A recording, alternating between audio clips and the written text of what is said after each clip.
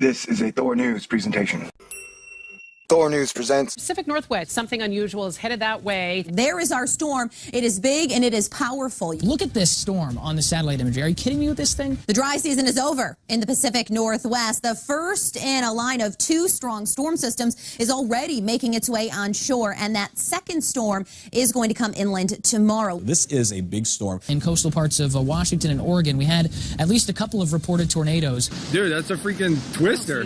Dude, that's a straight up tornado. Oh my gosh, dude. I saw trees just going over. Look at that. Whoa! It's kind of a 1-2 punch. You've got the one that we're dealing with right now, and then the number 2 punch comes in late Saturday into Sunday, and that's actually going to be the remnants of what was a typhoon in the West Pacific not long ago. Energizer Bunny. It's just going to keep going. It's going to slam into the coast and energize the storm that's already there. Look at some of the peak wind gusts. Higher elevations and coastal sections have seen the worst of the wind. Incline Village, Nevada, 89 miles an hour. Pleasant Valley at 76. Honey Lake, California at 70. Hurricane strength winds also could give you the chance of some of these waves at 36 feet tall. So when we talk about winds strong enough to knock out power, down trees, and perhaps result in some property damage, because at times, as I already showed you with the first storm, this secondary storm could produce winds that gust to hurricane force. It's going to rain for days. For the next 7 days, the rain will be on and off, and there may be 20 inches of rain coming in. You're going to get a lot of rain, and by the way, this is going to be a lot of snow in the higher elevations as well. Hello, ladies and gentlemen.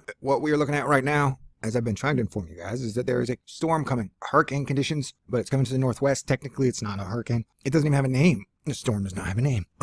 So name it at your will. Name it whatever you want. And so this is what we're looking at. That right there. That's the little one, party people. So the bigger one is on its way. A typhoon cyclone that was over in the Indian Ocean shot itself like a softball. You know how softballs or baseballs come out of the batting cages that come out of the machine? Well, this cyclone Typhoon Songda pretty much coming out of the machine and getting shot straight at the west coast. If you want a good image of it, there it is right there, and watch him come across, and then boom. And so he will be reaching probably on Saturday. Apparently they're going to be hurricane gusts anywhere between 50 to 70, 80, 90 miles per hour. I've now seen the latest report say that part of the Pacific Northwest is going to be getting 30-foot waves, which those are big waves. I mean, I know some surfers may be enjoying that, but people who are not the greatest surfers in the world probably should stay away from the coast. I'm guessing it's not a good day to go to the beach. Unless it's a great day to go to the beach.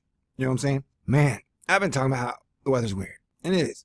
We were watching the clouds last night and all day today here in Northern California. And they have been magnificent, glorious. The sunrise was colors I ain't seen before. Well, okay, that's an exaggeration. But what I'm trying to say is it's been wild looking. And the birds, we've been seeing birds flying by like in droves. Birds like, check you guys later. We are going somewhere way less turbulent. You may want to go out and get an extra jar of peanut butter. Maybe more cigarettes. I don't know, man. I don't know. I think I've technically officially gone crazy. Anyway, yeah, so things are crazy. And they're going to probably stay crazy. And I would highly recommend, once again, that we work on things together as a team, as a planet.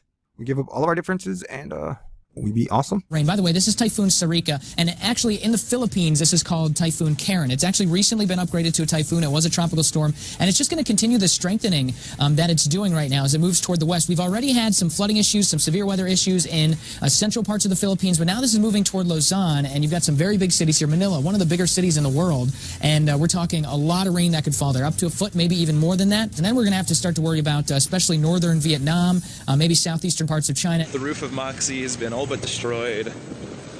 There's just debris and a mess everywhere. Power poles are down. So one storm pushing in, and the second one is lurking just offshore. Coming across the Pacific coast, you can see it right here. It is going to be a big one. So it means more wind, more rain, snow for the highest of elevations, and very, very rough seas. That secondary storm for tomorrow, actually the former Typhoon Songda in the western Pacific. It's been a long time since we've had a typhoon actually make any kind of impact on the U.S. or the Canadian coast. Stay cool. This is a Thor News presentation.